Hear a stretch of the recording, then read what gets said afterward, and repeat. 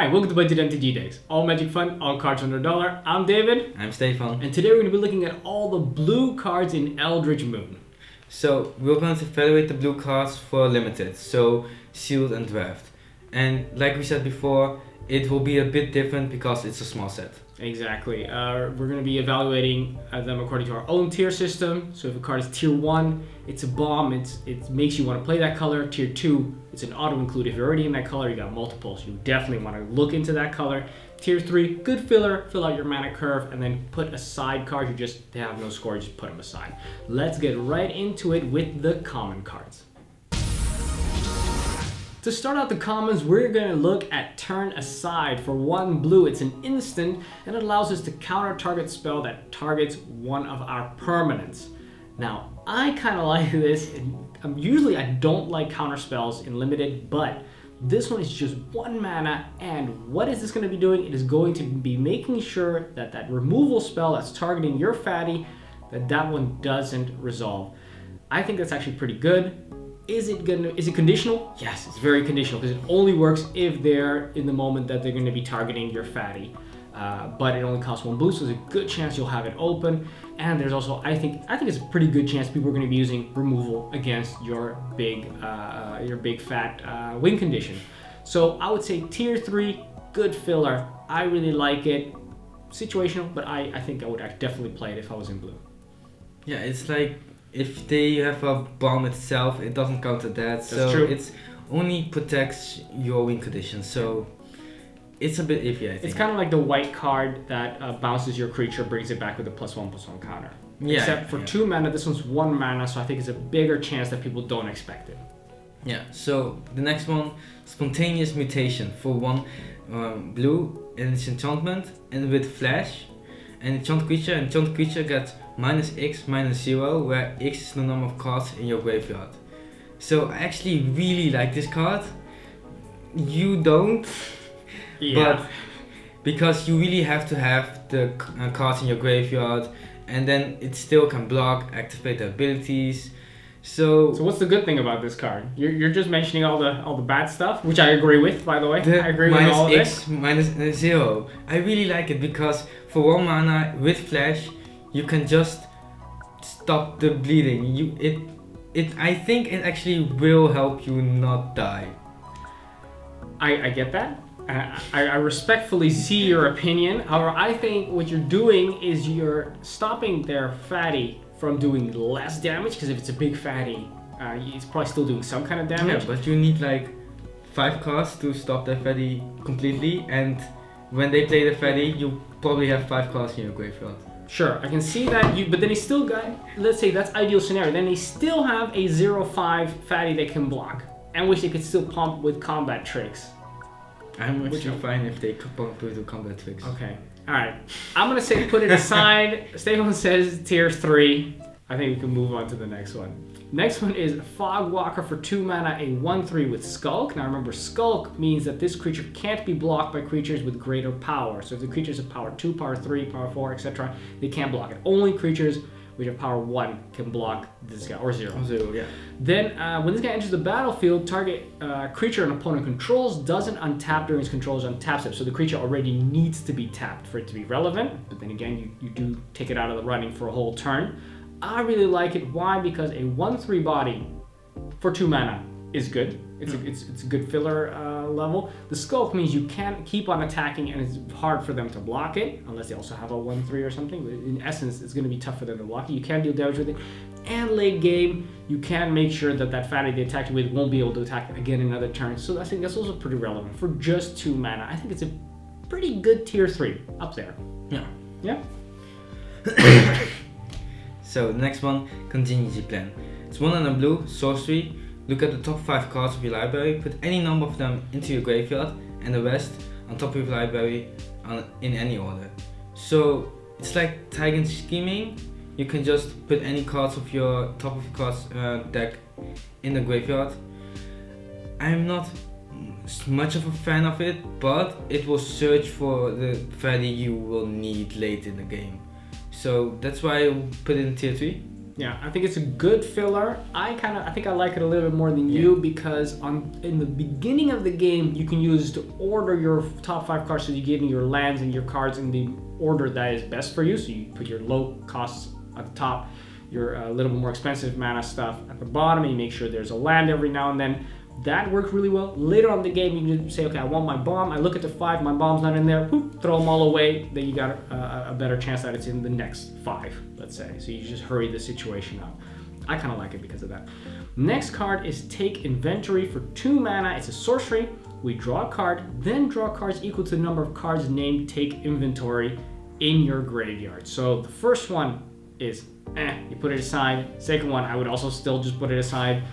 Once you start having 3 or 4 of these, then you might want to think about starting to include it. But in essence, the card by itself, I say put it aside. Yeah, you really need a lot of them to actually draw them, because the first one would only draw 1, so... No, not helping you. No. So the next one, Tethered Haunter. 1 on a blue, it's a spirit, it's a 2-1 with flying, and it can only block things with flying. So 2-1 with flying, decent. So I'll include. Yeah, it's not just decent, I think, because for 2 mana you got your 2 power, which is already bare levels, and then the evasion brings it to the next level, dealing tons and tons of damage over the course of the game. And 2 mana is quite relevant. Remember, we had the flying white creature, which costs 3 mana for a 2/2 flyer. This one does just as much damage in the air. It can kill the other one because it can block flyers. I think it's really good. I would say auto include, so tier 2. Yeah, but it's still really worse than the Hippogriff, because it's worse, yes. Yeah. But still, for blue, I think it's quite strong. Yeah. The next one we have is Ingenious Scab for 3 mana, a 2/3. So I think it's a pretty decent body. It blocks the 2/2s and it kills them. Very nice. It's a zombie, which is a relevant creature type in this set. And also has prowess, which is cool because every time you cast a non-creature spell, it gets +1/+1 till the end of turn, which could be a nice little blowout. Mm-hmm. And it has another ability, and that's for a blue. We get to give it +1/-1 till the end of turn. So we can do that 2 times, making it into a 4/1, should be 1/2. And that's going to do, for blue, it's a lot of damage on the ground. That's a lot of damage. Yeah. And with the risk of prowess triggering. Yeah, if you have prowess, you can also activate it another time more. Yeah. So. That is really, really nasty. I think if you're playing blue, it's an auto include. If you got multiple of these, you're going heavy instant sorceries. You've got these guys. You leave your mana open. People don't know, okay, is my opponent going to play an instant sorcery and then boosting the prowess, or are they going to use the mana to pump its power and reduce its toughness? It's going to make blocking super awkward for them. And the fact that sort of just, if they don't do anything, they don't block it because they're too afraid, then all right, you're going to take 2 damage. Pretty decent. 4 damage. Yeah. If they don't block, also take possible. 4 damage. Yeah, true. So tier 2, auto included. Yeah. So next one, Displace. 2 and a blue, it's an instant. Exile up to 2 target creatures you control. Then return those cards on the battlefield under your control. So it's saving your bombs or something like that. It's not that great because it doesn't do much, only saving your bombs, and it's only your creatures. So I just want to put it aside. Yeah, you can't use it on your opponent to get the last bit of damage through. You do need to have those 2 creatures. So if you only got 1 bomb, you're up to creep. You can't do it. Oh, sorry. Yeah. Okay, so you can't use it in that situation. But what makes it also worse than the 2 mana instant is that this is 3 mana. You got to leave 3 mana open. It's also kind of big. So just put that one aside. Next one is Convolute for 3 mana. It's an instant counter target spell unless the controller pays 4. 3 mana for a counter spell. You have to leave it open. I don't really like it. Just put these ones aside and limited. Yeah. So the next one, Exultant Cultist. 2 and a blue, it's a human wizard, a 2/2, and when he dies, draw a card. So a 2/2 for 3 isn't that exciting, but it will place itself when he dies. So it's a good filler. Very good filler, yeah. Tier 3. Then we have Drag Under for 3 mana. It's a sorcery. Return target creature to its owner's hand and draw a card. I like this, but only if you're playing tempo, only if you're trying to stall for your big bomb, for your win condition. Why? Because you get to return the creature, so you have to play it again, and you draw a card. So replace it itself, you didn't really lose the card, which I really like that aspect of it. In a lot of other spells, you do lose the card itself. Stefan, what do you think about this one? I like it, but if you really don't have anything to just get rid of something for a while, then this is okay, but preferably something like removal. You'd rather have something that's something that actually does something. Yeah. Because this will help the tempo swing.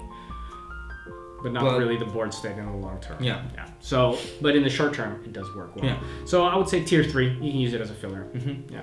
So Enlightened Maniac, 3 and a white, blue, 3 and a blue. It's a human, a 0/2, and when he enters the battlefield, you can get a 3/2 colors adversary horror creature onto the battlefield. So for 4 mana, you get a 0/2 and a 3/2, which isn't that great, but it's a decent filler since you get 2 bodies, a 0/2 and a 3/2. So yeah, it's filler. a decent filler. It's filler. Yeah, you can just chump block with the 0/2. Doesn't matter, that guy can die. Maybe you can get it back later, or maybe you can bounce it or something. Yeah, you can get some value.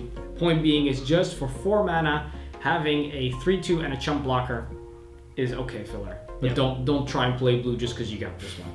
Then we have the last of the commons, and that is Laboratory Brute for 4 mana. We get a 3/3 zombie horror, and when this guy enters the battlefield with the top 4 cards of your library into your graveyard, sure, that doesn't, you might as well not say that. It doesn't really matter. Is it good? It could be useful. Is it bad? It's definitely not bad. But the fact that for 4 mana, it's a 3/3, that's actually a really good body, and I think for blue, it's actually quite big for what you're paying for. 3/3. So I would say a good filler. Yeah. Filler, but no more.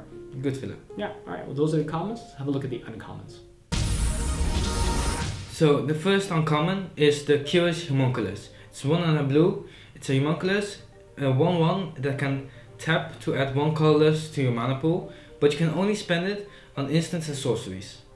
But if the beginning of your upkeep you have 3 or more instant sorceries in your graveyard, you can transform it. It's not that great in limited, I mean just like this, because you need to have instant sorceries and else it's a 1/1 for 2 mana. So it isn't great, you should put it aside. But let's look at the backside. The backside is Voracious Reader.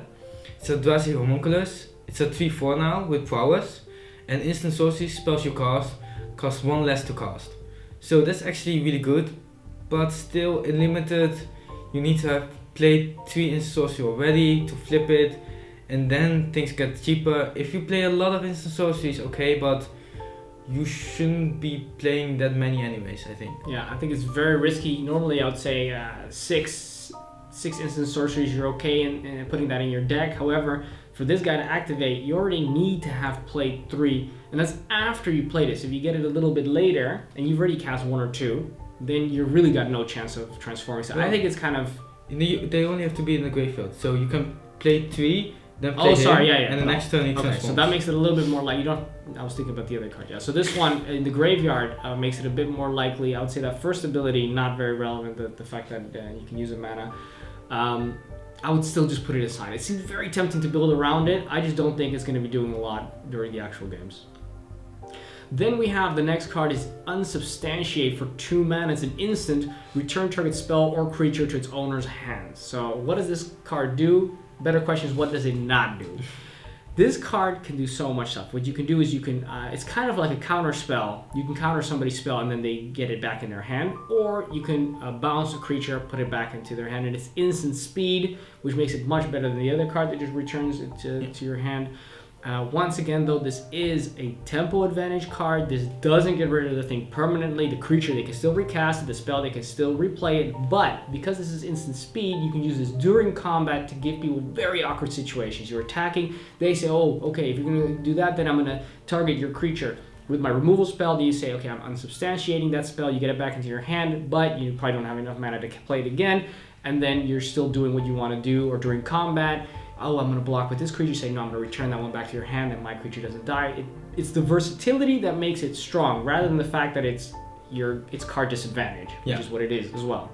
But the versatility means you can have people have blowouts, and that's where you're getting your advantage. Yeah, so tier 2, auto include. Yeah. Alright, next card. Grizzled Angler. Nice. 2 and a blue, it's a human, 2/3, and you can tap it to put the top 2 cards of your library into your graveyard, and then if there is a colorless creature card in your graveyard, you can transform him. And it's a 2/3 for 3, which is decent enough. So it's a filler card. It's good filler anyways. right off the bat, yeah. And it will transform into grizzly anglerfish. And 4/5 Eldrazi fish. And for 6 mana, creatures your opponent controls attack this turn if able. So if you have it, you can transform it, and then you force your opponent to attack into a 4/5, which is actually pretty good. I think I'll just put it as a filler card, because you really need to have a colorless creature card, and then you have to have it in your graveyard, so that's a lot of things, but it's good on its own. Yeah, important to remember that, let's say it's in your opponent's turn, they attack, then you can use Grizzled Angler to block a creature, then in response you can tap it, and then it could be that it triggers. If it triggers, then it transforms, and then it's Grizzly Anglerfish that's blocking that creature, which is kind of a scary prospect if people don't know if you're playing a lot of colorless stuff. Of course, it doesn't work, then your Grizzled Angler is probably fish food, so that's a problem. If you got a lot of colorless cards, it means it doesn't. Oh, it has to be creature cards. Sorry, I thought it was artifact cards. So really, way less chance that you're going to be able to activate it. That's why it's tier 3. Probably constructed might be fun, but not really that much. Not going to be doing that much in this limited format. No. Next card, Chillin Grass for 3 mana. It's an instant. For 3 mana, we get to tap up to 2 target creatures. Those creatures don't untap during control's next untap step, and we also have Madness for 4, and of course Madness means that if we should discard this card, we can pay 4 mana, and then we get the effect of the spell after all, despite the fact that we discard it. I kind of like this. Why? Because for 3 mana, we get to instant speed, so when our opponent says, I'm going to go to combat, then you say, okay, now I'm going to tap those 2, they can't attack. Then our turn, they're still tapped, we're going to attack. Then their turn, they don't untap. So they can't attack, and then in our turn we can attack again. So actually you're shutting out, for 3 mana, you're taking out 2 creatures for 2 turns. So that's essentially 4 creatures you're taking out for 3 mana, which I think tempo-wise is huge. Again, you're not getting rid of them permanently. I think you're going to be able to do a lot of damage in that time. Stefan, what do you think? Yeah, it's really nice, since you said it will tap them down for 2 turns, which is really relevant. Yeah. And also for just 3 mana. Yeah, I would say tier 3. Because it's a filler card, most likely I'll try and find a spot for it if I'm playing blue. Yeah. So, Nibblegast Herald. 2 and a blue, it's a 2/1 spirit with flash and flying, and when it enters the battlefield, or another creature enters the battlefield, another spirit enters the battlefield, tap target creature and opponent controls. So, if you play a lot of spirits, or if you play him, you can just on flash tap something. And then if you play more spirits, you can just tap another thing. So that's why it's a tier 2, because it's just really nice for the tempo. Even if I'm not playing any other spirits, let's say I got no other spirits, then I'm still including this guy, because for 3 mana, being able to do 2 damage in the air is good, and the fact that on the turn that it comes in as a trick, you get to tap something, so you can either do a little bit extra damage, or in their turn when they're about to go to combat, you flash this guy in, you tap their big fatty, they can't attack with it. It's going to be doing, I think it's actually going to do a great amount of work, both in the air and on the turn that it comes in, so I would also auto-include it. Yeah. Next we have Geist of the Archives for 3 mana. It's a 0/4 Spirit Defender. You're like, 0/4s are never great. At the beginning of your upkeep, scry 1. Scry 1. I kind of like scry 1, especially in limited, because you're looking for your removal, you're looking for your bombs, you're trying to get through the chaff, through your fillers to get to your tier 2s and your tier 1s. And this card actually does that every turn, and it doesn't cost you mana. Awesome. However, the fact that, well, and the 4 toughness does mean that it's going to be stopping those Eldrazi Scions. Yeah, not Scions. Sorry, not Scions, Eldrazi Horrors, sorry. So it's good because those have 3 power. I kind of like it, but it's not going to be an auto-include, because at 3 mana I might actually be better served with a 3 power creature, for example, which is going to be doing damage. But it is a card that I'm looking at. If you need something to block things and to help you search for things, this is really good card. Yeah, I would say tier 3, medium tier 3, maybe upper for me, because I really like to search for stuff when I'm playing. The scry is really relevant. Scry is very strong, yeah. So the next one, Lunar Force. 2 and a blue, it's enchantment, and whenever an opponent casts a spell, you have to sacrifice it. So the first spell opponent casts after this, you counter that spell and sacrifice Lunar Force. So For 3 mana, you counter the first spell your opponent plays. But you put it on the table so he will know. So he will play something small and then play something big. And you lost 3 mana. Yeah, and a card. Exactly. So let's put it aside. Yeah, just put it aside. It's just to feel bad. Then we have Fortune's Favor for 4 mana. It's an instant. This is a hilarious card. Target opponent looks at the top 4 cards of your library. He goes 1, 2, 3, 4, looks at them, then separates them into 2 piles. One that's face up and one that's face down.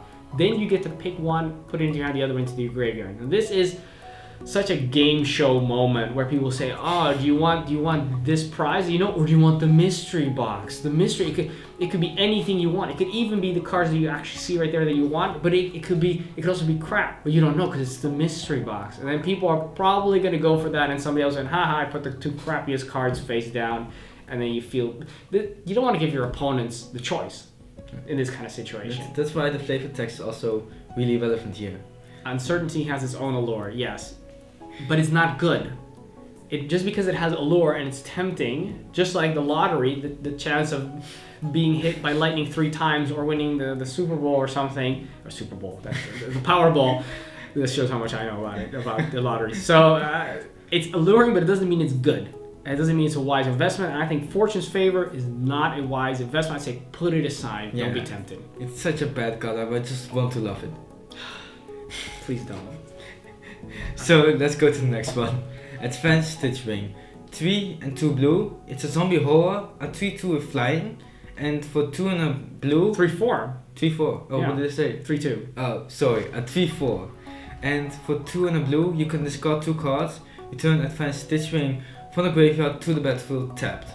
So we had the previous iteration of it, which was cheaper, but it was a 3/1. Yeah, the prototype Stitch Ring, I think it was, right? I don't think it was a prototype. Okay. But I really like this one. With the 4 toughness, it's actually pretty good, and it's only 3 mana to get back. And yeah, you do need to have those 2 cards. I think unlikely I would pay 2 cards and pay 3 mana to get this guy back. But the fact that for 5 mana it's a 3/4 flyer is already, for me in blue, auto include. Yeah. He's going to be winning the game if it's uncontested, which is very difficult to contest this thing in the air. Exactly, and then it keeps coming back. It will not keep coming back, alright? That's how I won from you last time. That's true, you did win from me last time that way, but that was a fluke and it won't happen again. Next card is Scour the Laboratory for 6 mana. It's an instant with Delirium, which means that this card costs 2 mana less if there's 4 more card types in your graveyard. Okay, so then instead of costing 6, it costs 4. Whoop-de-doo, draw 3 cards. That's what it does. 6 mana, draw 3 cards. Maybe late game it's a little bit cheaper. It's late game, you got the mana anyway, so it doesn't really matter. The point is 6 mana, 3 cards. I don't think it's that good. Put it aside. Yeah. Those are the uncommon cards, actually. So let's have a look at the rares. So the first rare is Mausoleum Wanderer. It's a blue, it's a spirit, a 1/1 with flying. And whenever another spirit enters the battlefield under your control, Mausoleum Wanderer gets +1% until end of turn. And you can sacrifice Mausoleum Wanderer to counter target instant or sorcery spell, unless its controller pays X, and X is the power of Mausoleum Wanderer. So isn't that great? It's a 1/1 for 1 with flying, and it gets pumped up with another spirit, which won't be that many, and it will pump up for just the once per turn, or the only the turn, yeah. And the countering is also bad, because even if people think, oh, he might be able to, or he or she might be able to cheat a spirit, and then they'll be like, I'll leave 2 mana open for my instant speed and for my instants or sorcery, and then I can still pay for it should they want to sacrifice it. And so the ability is already bad. That's already been established. Yeah. Then we look at just the body. It's a 1/1 flyer for 1, which is also not good. As good as a 2/2 flyer is, that's how bad a 1/1 flyer is. Don't play 1/1 flyers for 1, because they're just not going to win you the game. They're going to do just too little. Please put it aside. It seems very tempting because it's a rare, but maybe in Constructed there's a way to build around it. In Limited, you're not going to be able to get a lot of success with it, I think. Next, we have Wharf Infiltrator for 2 mana. We get a 1/1 human horror. This guy's got Skulk, so you can pretty much attack without being blocked, unless of course there's 1/1s, which could kill it, obviously. And 1/3s. And 1/3s, for example, or 1/2s, etc. But the fact that it's got Skulk means it's already a little bit harder to block. It's got a form of evasion. And whenever this guy deals combat damage to a player, which of course you want to be doing, then you're going to draw a card, and if you do, discard a card. So you're going to Reckless Scholar. You can draw a card, discard a card, which is nice because it allows you, just like Scry, allows you to filter through your cards, allows you to look for your good stuff, allows you to get rid of your filler cards. So that's actually really nice that it enables that. Mm-hmm. However, it has another ability. It states that whenever you discard a creature card, you may pay 2 mana. And if you do, you get to put a 3/2 Eldrazi Horror creature token onto the battlefield. That's huge! That's super awesome, because it's not only when this guy's ability is, but whenever you discard a creature card, you get to pay 2 mana. Which is actually pretty sweet when you've got your Madness enabling cards and your Delirium enabling cards. Now this card also really likes those.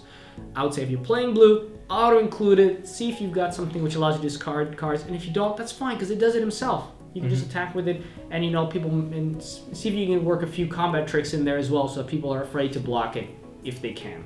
Yeah, and still the draw card, discard card is just good on itself. Even then, yeah, it works on so many levels, this card. Oh, Exactly. It's so good. Really good, actually. Yeah.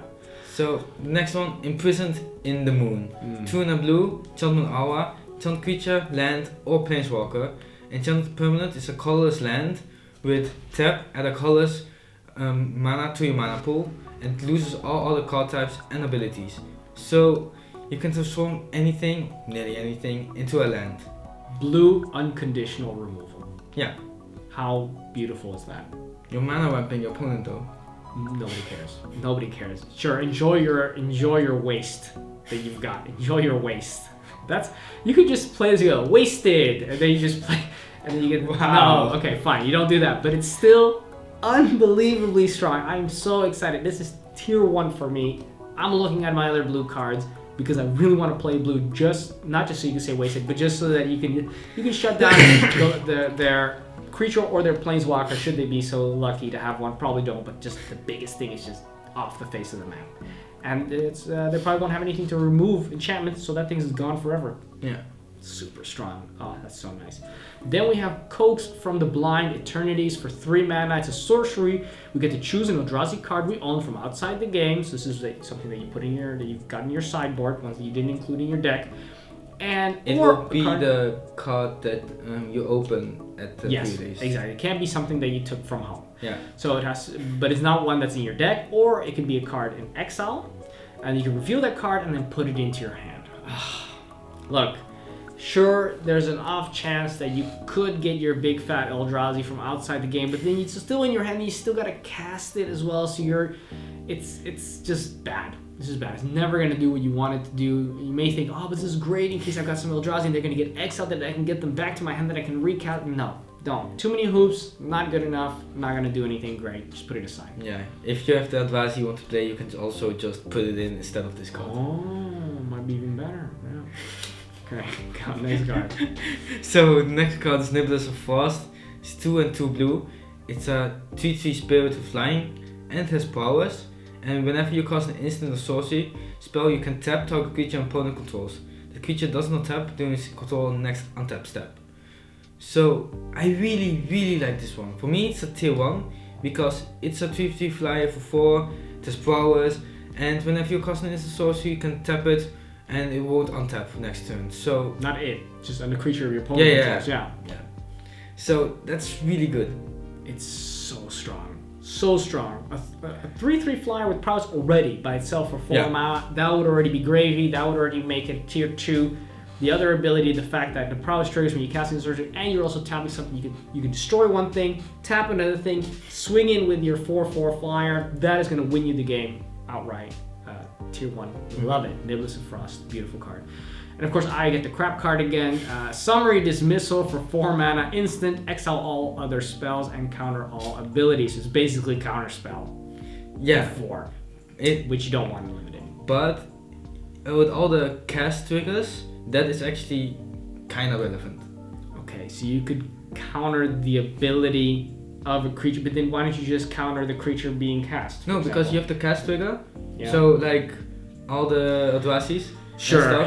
And then you counted and the Eldrazi and the trigger. Great. So in that situation, that very, very tiny situation that somebody has an Eldrazi that triggers an ability when you're casting it, not when it enters the battlefield, then, oh, great. You know it's going to be even worse if that does happen, and you do have this card, and you didn't have the 4 mana open. Imagine. Oh, that's the feel bad of the century. Don't play it. Don't play it. Just get rid of the Eldrazi some other way. So this is the karma for when you had me get all the bad cards last time. That's true. That's true. I didn't sift them out properly this time, so I got the bad cards this time. All right. The next one, Identity Thief.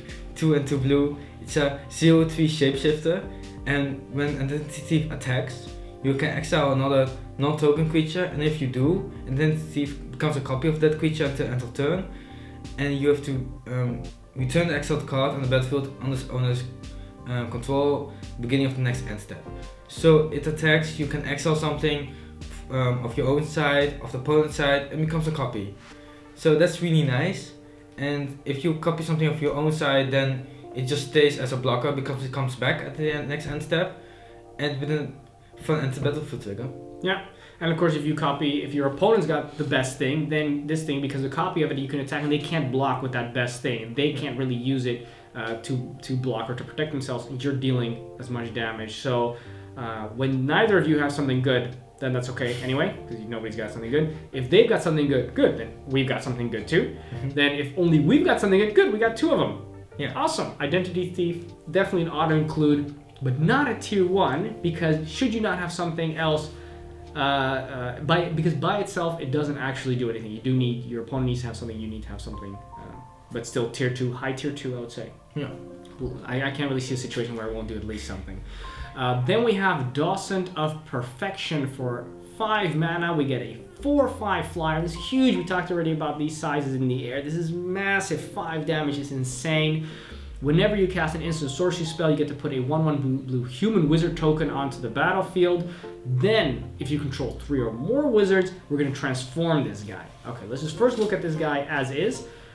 For 5 mana, 4/5 flyer, that's already ridiculous. That's already tier 1. That's going to be winning the game by itself. Yeah. Then the fact that if you're playing a few insertions, you will, because you want to be playing some kind of removal, right? So you can be having at least 6 or something instant sorceries.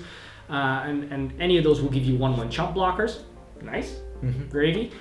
Let's say you get into a situation where you do have 3 wizards. It doesn't have to be these ones. It could be any other wizards that you have that you've played. And then so as long as you've got 3 of them, you can transform it into Final Iteration. It becomes an Eldrazi insect, and that is a 6/5 flyer. That's insane. Plus wizards you control, so not only ones you created with Docent of Perfection, but any wizards you control get +2/+1 and have flying. And whenever you cast an instant sorcery spell, you get to still put down more human wizard tokens, 1/1s. Crazy. If you get to activate, I would want to build around this. I would go look for wizards if I've got the Docent of Perfection. Many wizards though. There's not many. I would still look for them. Even if there were none, I would look until I found them. And if I couldn't find them, I would look for instants and sorceries that were playable, because this card by itself would win you the game. I would say tier 1. Yeah. And it's also nice. I think we said the last time that it was the perfected form, the last iteration Delver of Delver. 6, Delver 6 Secrets became the perfect form. Yeah. And now he's making other Delvers. So that's really funny. That's kind of nasty, huh? Yeah. That's disturbing. I love it. All right, then we go to the last one. So that was the rares actually. Oh, sorry, yeah, that was the rares. Let's have a look at the Mythics. So as he said before, the last one, the Mythic Mind's Dilation. 5 and 2 blue, it's enchantment, and whenever an opponent casts his or her first spell each turn, the player exiles the top card of his or her library. If it's a non-land card, you may cast it without paying its mana cost.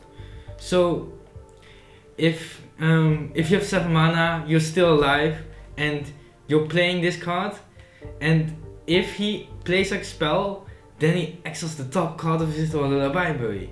But maybe it's a non-land card, then you can play it. Yeah, I fell asleep halfway through that thing, because this is just such a freaking bad card in the situation. You're not doing, in essence, you pay 7 mana, you didn't do anything yet. You didn't do anything, you didn't change anything. You lost a card, you paid 7, you paid all your mana, you didn't do anything, your opponent's still gonna attack you. What if they say, one of two things. What if he or she says, I'm just gonna attack you? And then nothing happens. You're still taking all your damage because you were losing before, you're still losing. Best case scenario, he or she says, I will play something. And then there's a chance that it's a land. And then what? Then you got not. This is you're asking to be disappointed with this card. Please just put it aside. Yeah. Those are the mythics. Let's have a look at the conclusion. So for the conclusion, I don't think there were that many cards in blue that were great and limited. There were a lot of cards that I just want to love, want to like. And there's cards that I love to hate. And those are probably the same cards. Maybe. Yeah. I found that blue has a great variance in quality of cards. There's a lot of very good, there's a few very good cards, and there's also a lot of just cards that you have to put aside. So the question is, which one of those are you going to get in your packs? I think is going to dictate whether blue is going to be playable. There's not, like in white, there's a lot of very good filler cards. Just almost all the cards are decent fillers, and that's just not the case with blue. With blue, there's just a lot of cards that either you're going for a certain instant sorcery strategy, in which case they're very strong, and otherwise you have to put them aside. And I think that makes it actually a color that probably will be your primary color, because once you have the pieces that you need for blue to work, then you're really going for it, and then use another color to support it. Also, don't forget to subscribe and like and comment on this video, because it helps us out, allows us to spread the word about our videos. Also, join us on Facebook and Twitter, especially on Twitter. Tweet at us what you think about these cards. Did we make any mistakes? Do you agree? Should the tier be higher or lower? What's the card that you're really looking forward to playing? Let us know. Tweet at us over here. Join us. And also, after the jump, you're going to see all the other videos, all the other set reviews for the other colors of this set. So right now we've done white, we've done blue, and we're going to be off to black in a minute. And please join us for that one as well. Well, thanks for watching. I'm David. I'm Stefan. This was Budget MTG Decks.